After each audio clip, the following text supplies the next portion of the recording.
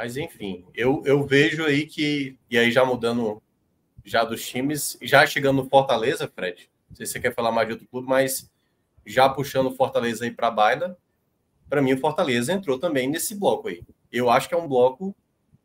Tá no mudo.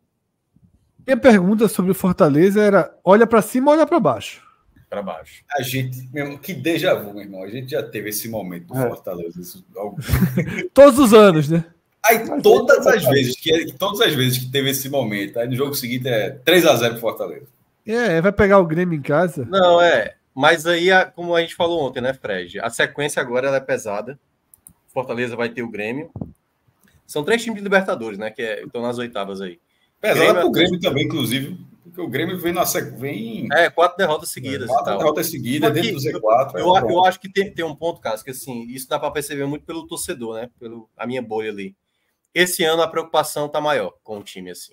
É muita oscilação. O Fortaleza vai lá, mete 4 no Boca, toma 4 do Potosí.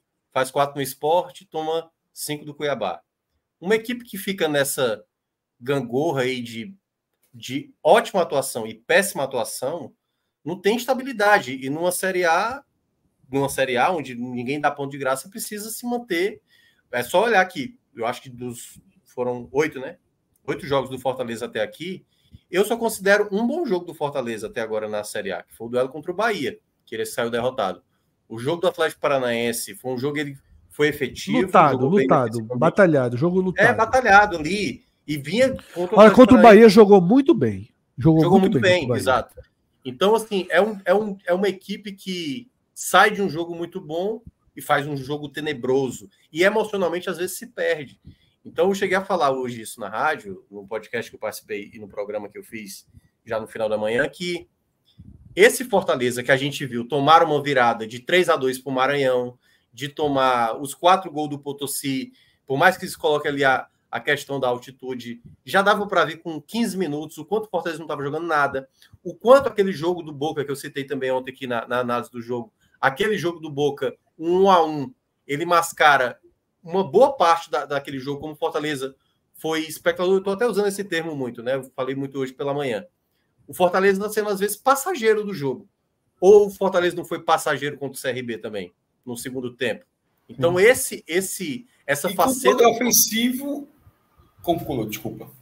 Não, eu queria falar assim, essa faceta, eu acho que é uma faceta preocupante para essa temporada. Porque esses outros Fortalezas de outros momentos... Ainda chega a camisa do Juventude, nossa amiga Gabriel. Mas essa outra faceta... Quase o dobro de ponto dele. Quase o dobro. Essa outra faceta do Fortaleza, por exemplo, que a gente viu em outras temporadas, até mesmo vou pegar 2022, aquele ano do Fortaleza, né, que até o Gabriel até fez um vídeo falando sobre a recuperação, né, do Fortaleza, que sai da lanterna e vai para a Libertadores. Era um Fortaleza que jogava bem, muitas vezes. E aí, nos minutos finais, uma vitória se transformava em empate, o empate se transformava numa derrota. Mas o que a gente vê hoje não. É um Fortaleza, às vezes, que se... Eu só ia completar, Mioca. O que você está trazendo é que... e essa oscilação faz parte, você citou 2 goleadas que o Fortaleza aplicou no Boca, no Sport, ou seja, em algum momento ele conseguiu deslanchar, fez 2-0 no CRB com vaga para mais, mas tem menos de um gol por jogo na Série A, tá? É o pior ataque. Curiosamente, é o jogo dos 2 piores ataques. A gente tem o Inter também, mas assim, um 0-0, inclusive, na Aberto Nacional, nem parece ser o mais absurdo. Assim. Mas assim, é um time que sempre respondeu esse déjà vu que a gente já teve. O Fortaleza deu uma oscilada, passou alguns jogos sem vencer e tal, e depois respondeu. Pode ser mais uma vez.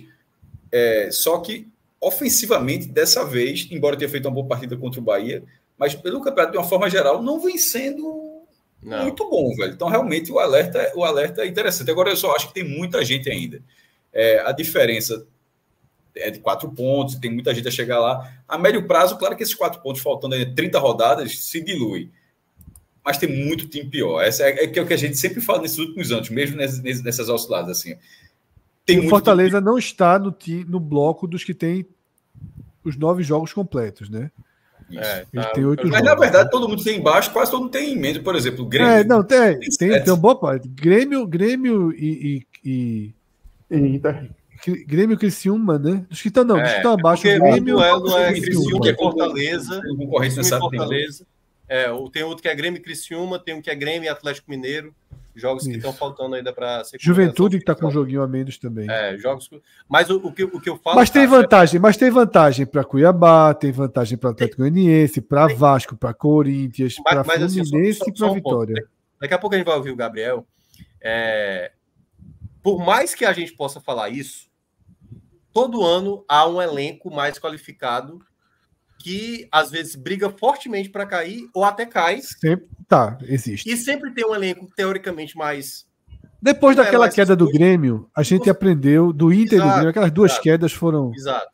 Então, assim, eu sinceramente, eu acho que se o Fortaleza terminou o Campeonato Brasileiro, se por acaso acontecer um rebaixamento, durante o começo dessa temporada já tem muitos sinais mostrando que o Fortaleza não é uma equipe regular. É uma equipe que oscila muito. Né? Por exemplo, o caso do Fluminense, daqui a pouco a gente vai falar, o Fluminense é uma equipe que está jogando mal desde o começo do ano. O Corinthians está mal desde o começo do ano. Os dois, aliás, passaram até na Copa do Brasil, porque os adversários foram mais acessíveis, tanto para Corinthians como para Fluminense.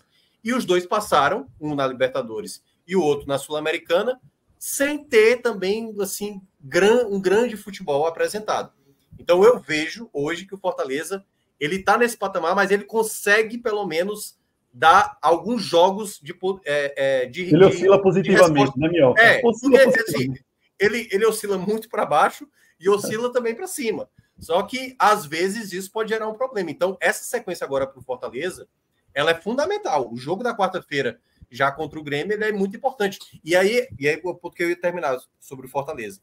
O Fortaleza perdeu muitos jogadores para esse jogo que é considerado muito importante. Porque disso que o Cássio estava dizendo. Mas a o Grêmio questão está do muito ataque, voltado Cássio, também, né? Só para dar uma noção. Dos 4 goleadores da equipe na temporada, 2 estão ausentes. O Moisés está lesionado e o Kevin, que está com a seleção venezuelana. O outro jogador é o Pikachu, que está vivendo péssima fase. O último bom jogo dele foi contra o Boca no Castelão, não foi nem o Boca lá na Bombonera. E o jogador que está entregando mais é o Lucero, porque o Machuca não faz gol, o Pedro Rocha, Kaiser, Marinho também está lesionado e tal. Então, assim, são várias questões que o Fortaleza... Eu acho que o Fortaleza tem um bom elenco no setor ofensivo, mas muitas peças ainda não estão conseguindo render nesse setor ofensivo para equilibrar, né, com o sistema defensivo. Minhoca, eu acho que o alerta aí, ele não é nem laranja, tá? Ele é amarelo, forçando um pouco ali a barra, porque eu acho que tem uma diferença técnica considerável de capacidade de... O teto é muito maior do que o dos times que estão ali orbitando embaixo dele, né? Vasco, do Vasco e dos outros 5, né? Eu até acho que Corinthians, Fluminense, numa curva positiva já podem se aproximar, tá? Mas eu acho que tem um outro ponto aí, que é a Sul-Americana, né? Uma obsessão do Fortaleza pós 2023 e que o Fortaleza precisa, assim como em 2023, que o Campeonato Brasileiro dê uma certa paz, dê uma certa segurança para que o foco continue na Sul-Americana. Eu acho que é muito mais plano de voo do Fortaleza hoje ficar por ali no Brasileiro, garantir uma próxima Sul-Americana e tentar de novo, né, transformar a Sul-Americana na sua principal competição de 2024. Eu bato nessa tecla, na verdade, desde o começo do ano, né? Eu venho dizendo que eu acho que o Fortaleza vai com foco total para tentar repetir ou fazer o mais perto possível do que fez em 2023. Foi muito intenso para o clube viver aquilo. Muito intenso. E você, naturalmente, quer viver de novo. Tá? Mas eu acho que quando o campeonato começa a ter jogos peso pesado, quando o campeonato começa a jogar pressão, essa pressão acaba chegando em Vojvoda para não poder rodar tanto escalação, né? Acaba interferindo um pouco na rota, no planejamento, né, Mioca? Mas eu ainda vejo, Fred, que tem uma situação ainda... O desempenho na temporada. O Vojvoda nunca foi tão questionado como está sendo nessa temporada. Aliás, eu tenho até falado de maneira recorrente aqui nos programas que eu acho que A leitura dele com a bola rolando tem sido muito mal, diferentemente dos outros anos. É um momento que às vezes acontece, né? Novamente, Gabriel daqui a pouco vai falar da situação dele no Fluminense. Quando o treinador está há muito tempo e já tem um trabalho, né, que de uma certa maneira talvez o jogador não assimila da mesma maneira, e aí recorre muitas vezes sobre determinadas peças do elenco onde está tendo uma crítica maior. Então, Tite, o Tinga teve um determinado momento, o próprio ali, o jogador do meio de campo, Pedro Augusto, né, que apesar de ele nem estar jogando tão mal assim, mas vez ou outra sempre é citado pelo torcedor. Então eu vejo que o Fortaleza, por mais que ele tenha esses atributos, ele não pode se dar o luxo de se achar como se fosse uma equipe como, vou pegar aqui um Internacional, sabe? Ou um próprio Grêmio, que está numa situação mais delicada.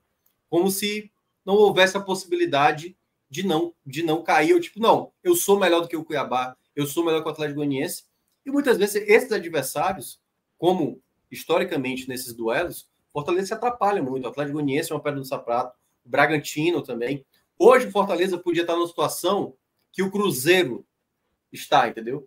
Que consegue fazer seus jogos, ganha em casa e muitas vezes não precisa ter tamanho apavoro. E aí você fica naquela de ter a tranquilidade, que é isso que você menciona, pensando na Sul-Americana, que é algo que o Cruzeiro hoje está tranquilo quanto a isso. Agora, o Fortaleza, nesse contexto, lembrando que tanto a Sul-Americana como a Libertadores vai se estender até o final do Brasileiro, que é diferente do ano passado. Terminou ali a semifinal, vou pegar até a semifinal, da Sul e da Libertadores, ainda tinha muitas rodadas de Série A para ser disputada. Esse ano não. Esse ano, se você for se aproximando cada vez mais das fases finais de Libertadores e Sula, você vai ter muitas rodadas finais de Série A. E vai restar pouquíssimos jogos. Acho que 3 ou 4 rodadas, se eu não me engano, após ali, eu acho que a final da Libertadores e umas 6, eu acho que depois da Sul-Americana. Então não dá tempo para você ficar aumentando. E a gente sabe que quando você divide atenções, se você não tem uma gordura... E olha que o Fortaleza tinha ano passado. Se não me engano, o Fortaleza era o 6º colocado quando viajou para fazer a final. E terminou ali, né, na 10ª colocação, depois de uma sequência negativa. Minhoca, até hoje, 38 times, tá? Tiveram 10 pontos na 8ª rodada. Eu coloquei a 8ª rodada para Fortaleza, que só fez 8 jogos. 3 deles caíram, né? 13% é muito pouco, mas o fato de 3 caírem já liga um mínimo alerta, né? E tem um rival. Os 3 que... exatamente. Entre os 3 que caíram, o que caiu pior foi o Ceará de 2011, né, com 39 pontos.